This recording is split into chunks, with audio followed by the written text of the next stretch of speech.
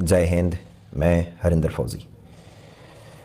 अभी तक हमने बहुत कोशिश की, बहुत संघर्ष किया। पिछले 2-2.5 साल से लगातार संघर्ष करता चल रहा हूँ। कुछ दूर चलता हूँ, फिर रास्ते बंद हो जाते हैं। फिर वहाँ से जो रास्ता दिखाई देता है, फिर उस रास्ते पे चलता हूँ। फिर उतनी दूर तक चलता हूँ जहाँ तक वो रास्ता दिखता है, फिर वहाँ से चलता हूँ। और ऐसे चलते चलते चलते चलते लगातार पिछले 2-2.5 साल से हर दरवाजे खटखटाए, हर जगह गया कि शायद यहाँ से हम जवानों की बात सुनी जाए, शायद यहाँ से हम जवानों के साथ जिस तरीके से शोषण जुल्म ज्यादती हो रही है उसे रोका जा सके। शायद यहाँ से कोई ऐसा, हर दरवाजे खटखटाए, हर जगह गया कि शायद यहाँ से हम जवानों की बात सुनी जाए, शायद यहाँ से हम जवानों के साथ जिस तरीके से शोषण जुल्म ज्यादती हो रही है उसे रोका जा सके। शायद यहाँ से कोई ऐसा व्यक्ति सामने आए, या कोई भगवान ही सामने आए, अगर भगवान है तो कोई तो आए जो कहे कि हाँ, इस सेवादारी प्रथा को हम खत्म करा सकते हैं, हम इस सेवादारी प्रथा के खिलाफ आवाज उठा सकते हैं। हमने पूरी कोशिश की, ऐसा नहीं कि आगे नहीं करूंगा, लेकिन अभी तक इतना कोशिश करने के बाद एक तरीके से अगर देखा जाए तो रिजल्ट जीरो है। जीरो इसलिए है कि अभी तक कोई सुनवाई नहीं है, कहीं उसे ऊपर आने नहीं दिया गया। उन चीजों को वहीं पे दबा दिया जाता है। जितना मेहनत करके आप जहां पहुंचाते हो उसको तुरंत ऐसे दबाया जाता है कि वो फिर से जीरो पे आ जाता है।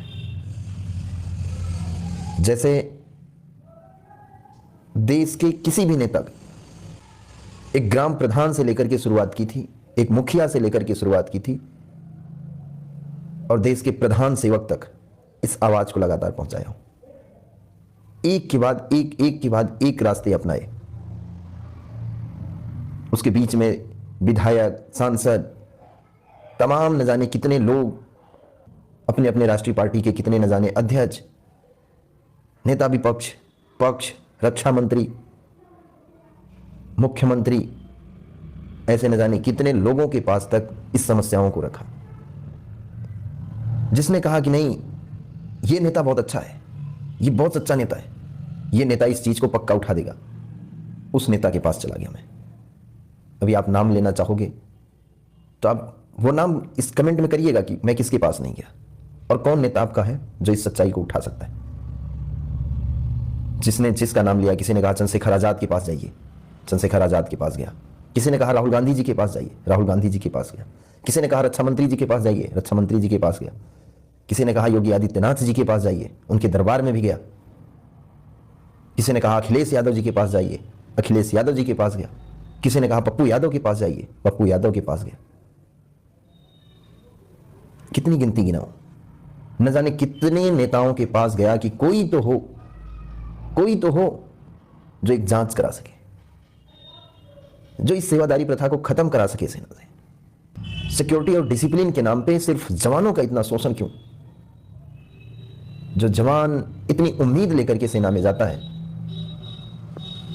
कि हम देश की सेवा करने चल रहे हैं, हम सेना में देश की हिफाजत करने के लिए इस वर्दी को पहन रहे हैं, उन जवानों के साथ आखिर इतना शोषण, इतना जुल्म ज्यादती क्यों की जा रही है?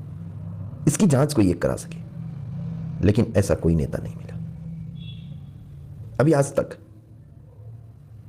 कोई जांच कराने के लिए हिम्मत नहीं बना सका। कैमरे के सामने सभी ने कहा कि हाँ, मुंह पे सभी ने कहा कि हाँ ठीक है, हम आपकी बात को पार्लियामेंट में उठाएंगे। पब्लिक के बीच में लोगों ने कहा कि हम जवानों के लिए पक्का, हम जवानों की बात करेंगे। लेकिन रिजल्ट क्या निकला उसका? अभी आज तक किसी ने इस सेवादारी प्रथा के खिलाफ किसी ने एक शब्द नहीं बोला। कोई जवानों के साथ हो रहे शोषण जुल्म के खिलाफ एक शब्द नहीं बोला। कोई जवानों की जो लगातार कराई जा रही हत्याओं के खिलाफ किसी ने एक शब्द नहीं बोला। हां, बोला जरूर कि आएंगे तो अग्निवीर जरूर हटा देंगे। क्यों? क्योंकि अग्निवीर एक पॉलिटिकल मुद्दा बनाया गया है। जवान इनको वोट नहीं करते, इनके झंडे नहीं उठा करके चलते, लेकिन जो अग्निवीर बन रहे हैं वो इनके झंडे उठाते हैं, इनकी रैलियों में घूमते हैं, उससे इन्हें लाभ है। इसलिए अग्निवीर जरूर अग्निवीर का मुद्दा उठाएंगे। क्यों? क्योंकि वो यही 18 से लेकर के 24 साल तक यही युवा अवस्था में इनकी पार्टियों के झंडे उठा करके अपना खून पसीना एकदम बहाते हैं, इतनी मेहनत करते हैं, घर घर झंडा उठा करके, घर घर जाकर के लोगों को मोटिवेट करने का काम, लोगों को बताने का काम, लोगों का प्रचार करने का काम यही यूथ करती है। इसलिए अग्निवीर लोगों का मुद्दा है। बोला हम आएंगे तो अग्निवीर जरूर हटाएंगे, इसकी बात जरूर की गई। लेकिन सेना के जवानों के साथ जो शोषण, जो जुल्म, जो जास्ती हो रही है, उसकी बात नहीं की गई अभी आज तक।